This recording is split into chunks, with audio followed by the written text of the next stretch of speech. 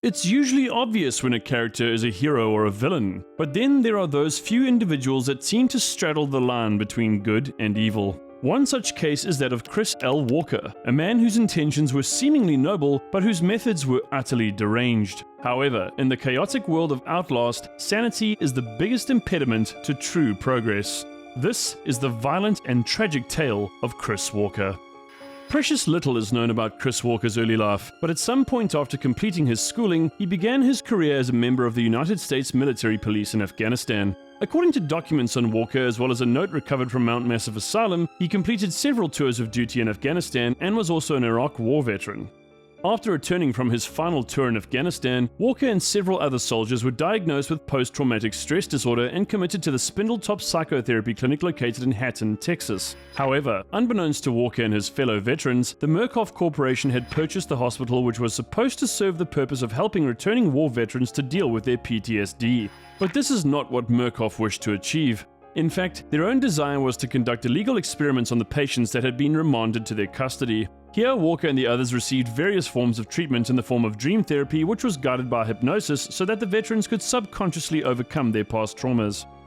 At some point, Walker became an employee at Murkoff, serving as a surveillance officer at the facility where he would be able to keep a watchful eye over the therapy sessions. In spite of his large stature and incredible strength, Walker was rather simple-minded and childlike, speaking using basic expressions and communicating with incomplete and often disjointed sentences. Due to his physical size and lack of mental acuity, Walker's colleagues gave him the rather disparaging nickname Strong Fat, a name which Walker would come to quickly loathe. All the while, Dr. Claymore, a renowned psychotherapist, was the one heading up the operation and administering treatment to the patients. He had decided to include aspects of Arabic culture in his sessions so as to demonstrate to the veterans that both Christian and Islamic myths had the same origins, in the hopes of helping them to more effectively deal with their psychological plight.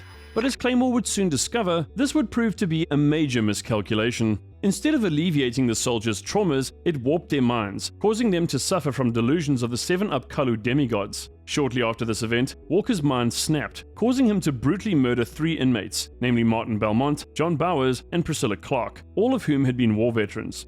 When Murkoff agents Pauline Glick and Paul Marion arrived on site to investigate, they found the bodies had been savagely torn limb from limb. However, the most notable part of the murders was that each one of the victims' heads were missing. Glick and Marion initially assumed that these had been taken as trophies, but the exact reason as to why Walker had done this was never fully determined. Moreover, when the agents showed up, Walker was fully cooperative and helpful, expressing his concern for the victims as well as the earnest desire to figure out who the culprit was, so Glick and Marion had no reason to suspect him at first. Soon thereafter, the agents discovered the body of Dr. Claymore lying inert in the therapy room. They then realized that the doctor's murder would have been captured by the facility's security cameras, so they made their way to the control room to determine what had happened. Upon arriving, they discovered that all of the equipment had been destroyed, and since only Walker and Claymore had access to the room, they figured out that the former had been behind everything. Glick and Marion then double-timed it over to Walker's lodgings and discovered that he wasn't around. There they came across 4 cooler boxes, 3 of which contained the heads of the missing veterans. Since the 4th cooler was empty, the pair realized Walker would soon be back to deposit the final victim's head. While they waited for him to return, they came across Walker's favorite childhood toy, a stuffed pig. Walker eventually returned holding the head of his most recent target. The agents had their guns drawn and had been waiting for the killer. They ordered him to stand down, but when Walker saw that they were in possession of his stuffed pig, he flew into a rage. Glick was tossed aside while Walker grabbed Marion by the throat. Glick responded by shooting Walker several times in his face, which left him with terrible scars. Strong Fat then proceeded to drop Marion and threw Glick through a window. Marion grabbed his gun and emptied a few rounds into Walker before he could execute Glick, causing Walker to knock the gun out of Marion's hands and throw him to the floor. As Walker got ready to kill Marion, Glick crashed into their attacker with her car. This caused Walker to fly through the air and land on a rock, rendering him unconscious. Walker was subsequently taken into custody by the agents, but seeing that he was a Murkoff employee, the murders were pinned on another patient by the name of Omar Abdul Malik, who was then sentenced to life imprisonment. And instead of Walker being turned over to the police, he was committed to Mount Massive Asylum so that he could be experimented upon. Here Walker was exposed to the morphogenic engine, which caused his eyes to turn completely white. He also developed extreme anxiety over his flesh during the course of the treatment, resulting in him ripping the skin off his lips, nose, and head. He claimed that by removing the flesh from his forehead, he was able to achieve a truer vision, much like the Tuatara reptiles in their third eye. 2 months after his admission, Glick visited the asylum and met Jeremy Blair in the underground lab. There she got the opportunity to see Walker and was horrified to discover that he more closely resembled a monster than a human being. Having worked with the morphogenic engine himself and watched the horrible torture of Eddie Gluskin, software engineer Waylon Park decided to send an email to Miles Upshur informing him of the insane practices going on at Mount Massive. Unfortunately, Jeremy Blair, Park's employer, found out what he had done and had him committed so that he too could be exposed to the debilitating effects of the morphogenic engine. However, the Walrider, a seemingly ghostly entity composed of a swarm of nanites, managed to escape containment and began causing all kinds of trouble in the facility. This allowed Park to escape his restraints and attempt to find a way out of the asylum. Around the same time, Walker was able to escape confinement. Despite having been turned into a monster, he understood all too well that if the Walrider was able to find a host and escape, the consequences for the world would be disastrous. As a result, he began hunting down and killing anyone that could serve as the Walrider's host. Murkoff staff members, patients, and whoever else were quickly dispatched by Walker, who was arguably even stronger and more unstoppable than ever before. Murkoff even sent in a team of tactical operators in an attempt to contain the situation, but Walker and the other variants were able to overwhelm and slay all of them.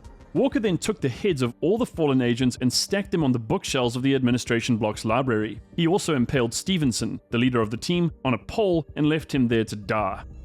Not long after this, Miles Upshur arrived to discover the library strewn with bodies and heads. He came across Stevenson's seemingly dead body, but the operator awoke to inform Miles of what had happened and the dangers that lurked within the asylum. He strongly urged Miles to get out while he was still able before succumbing to his injuries. Soon thereafter, Miles came across Walker, who grabbed him and called him a little pig before throwing him through a window. Walker later realized that the fall to the atrium below had not killed Miles, so he continued to look for the journalist in order to finish him off and complete his containment mission. After evading Walker by hiding in a locker, Miles once again found him ripping off the head of a Murkoff employee in the asylum prison. Walker then broke through the glass of the control room from which Miles had opened a decontamination gate, forcing the journalist to escape via an air vent. Miles then came across Walker once again, but was able to get away from him by squeezing through a barricade.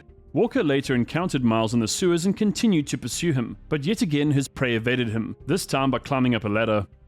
This game of cat and mouse continued with Miles narrowly avoiding Walker each time. However, Miles was tricked into entering the underground lab that contained Billy Hope, the Walrider's host, by Father Martin. Miles was subsequently chased by the Walrider and forced to go back the way he had entered. After opening a door, Walker grabbed Miles and threw him to the ground, informing him that he would not escape this time and calling him Little Pig yet again. However, unbeknownst to Walker, he had put himself directly in the path of the Walrider, who then proceeded to grab him and repeatedly slam him against the two opposite walls of the hallway in which he was standing. Walker was completely helpless against the Walrider's unbelievable strength and screamed in agony as the entity entered his torso and forced him up into the air. Immediately thereafter, the Walrider forced Chris's entire body into a nearby air grate, shredding him into tiny pieces. The murderous strong fat was no more. Regardless of the fact that Walker had wanted to contain the situation and prevent the Walrider from escaping, it would be a real stretch to call him good.